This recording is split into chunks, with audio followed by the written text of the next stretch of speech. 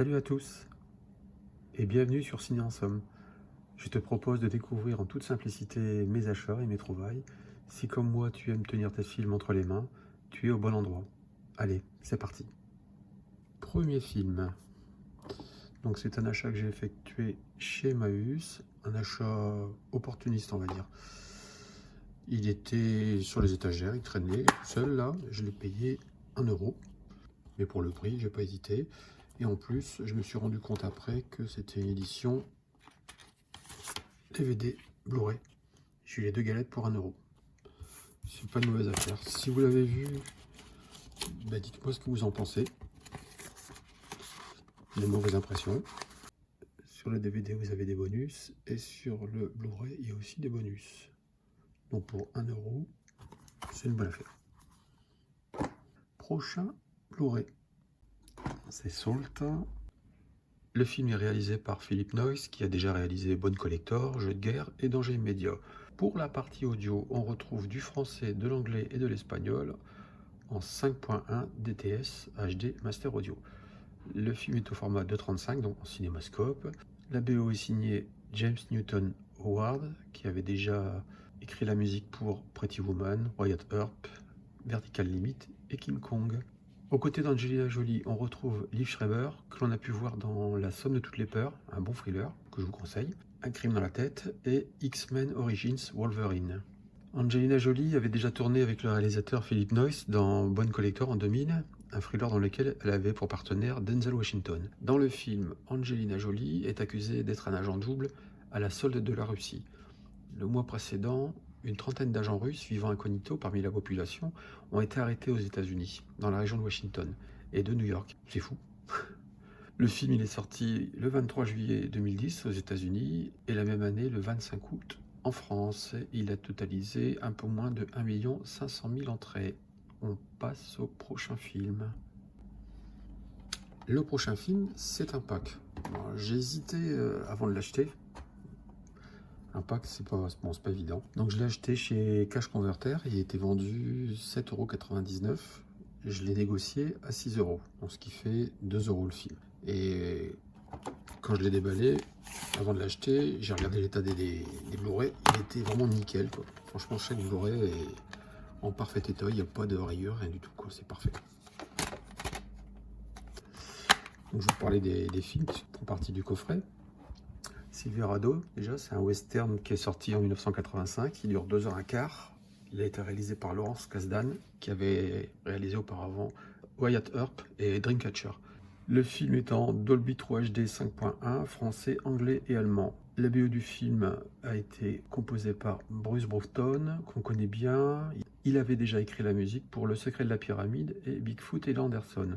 Pour le casting, on retrouve Kevin Kline, Scott Glenn, Kevin Costner, Danny Glover, Brian Dennehy, le shérif qui joue dans Rambo, Linda Hunt, Rosanna Arquette, Jeff Goldblum et John Cleese.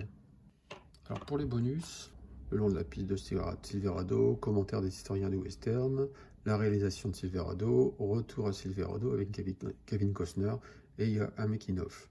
Silverado réunit dans le casting des acteurs jusque-là peu connus qui feront de grandes carrières par la suite. Kevin Costner, Kevin Kline, Jeff Goldblum et Danny Glover.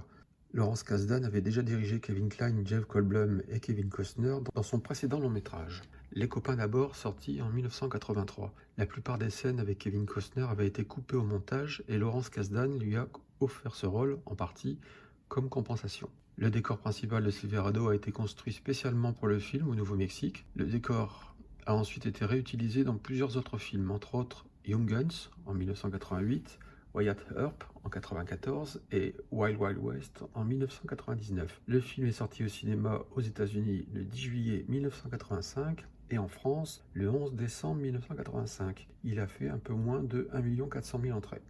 Pour ce film, c'est terminé. On passe au suivant. Le film suivant, c'est Les 7 mercenaires. Il est sorti en 2016. Il s'agit d'un remake du film de 1960 qui lui-même était inspiré du film Les 7 samouraïs d'Akira Kurosawa qui était sorti en 1954. Le film dure 2h15. Il est réalisé par Antoine Fuqua qui avait déjà réalisé Les larmes du soleil, Equalizer et Shooter. Pour la partie audio, on retrouve en 5.1 Dolby Digital du français, de l'espagnol et de l'italien. Et pour l'anglais, du DTS HD 7.1.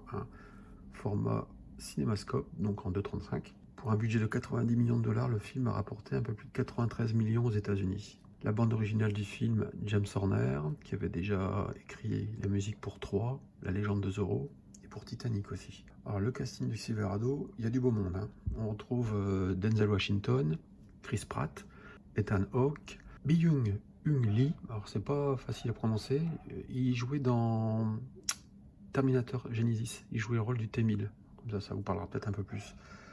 Vincent D'Onofrio, Manuel Garcia Ruffo et Martin Seinmeyer, et dans le rôle du méchant Peter Sargar.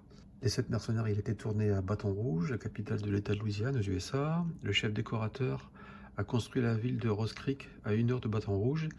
Il ne s'est pas contenté d'une seule rue et de quelques façades, il a conçu une ville entière. Plusieurs rues en construisant réellement des bâtiments et en décorant les intérieurs. Au total, Derek Hill, le décorateur, a créé 25 bâtiments, une église et une écurie grandeur nature. Et à savoir aussi que les acteurs se sont entraînés intensivement pour incarner de manière réaliste les hommes du Grand Ouest, quoi.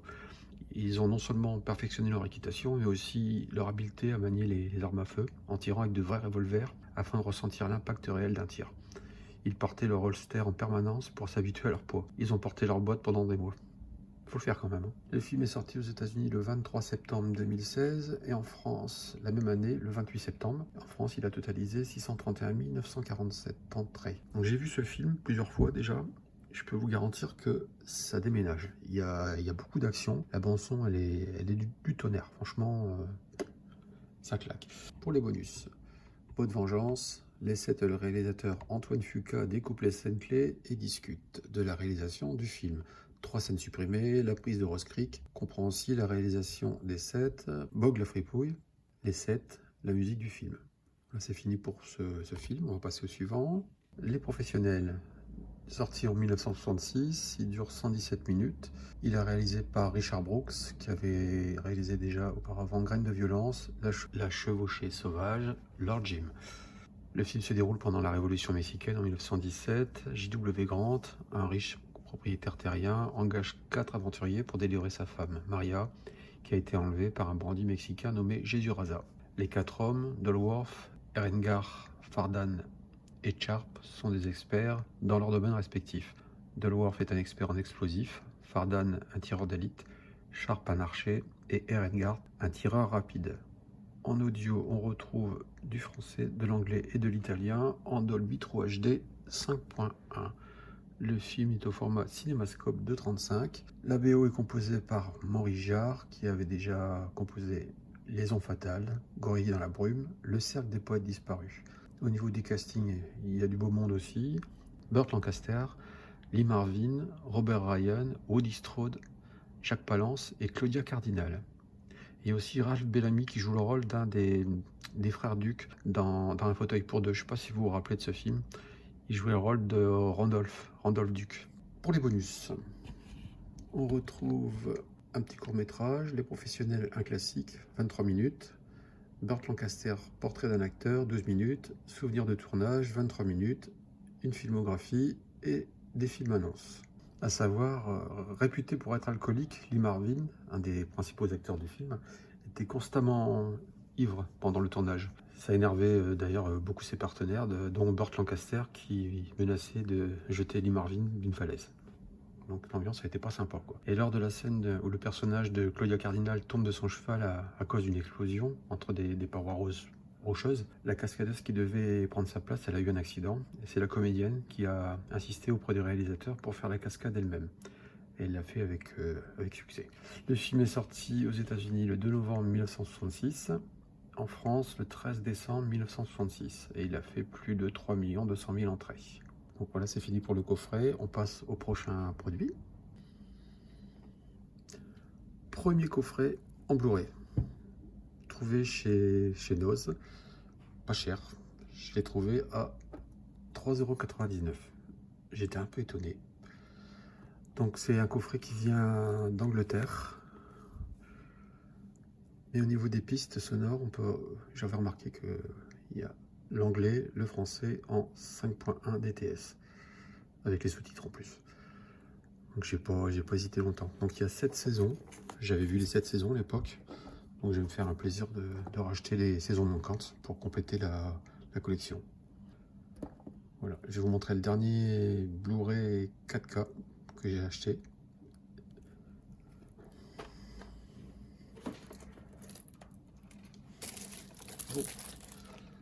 Le même jour, j'ai trouvé Fast and Furious, toujours un import anglais avec les pistes françaises, et comme il n'était pas cher et qu'il en restait 2, j'ai pris les 2.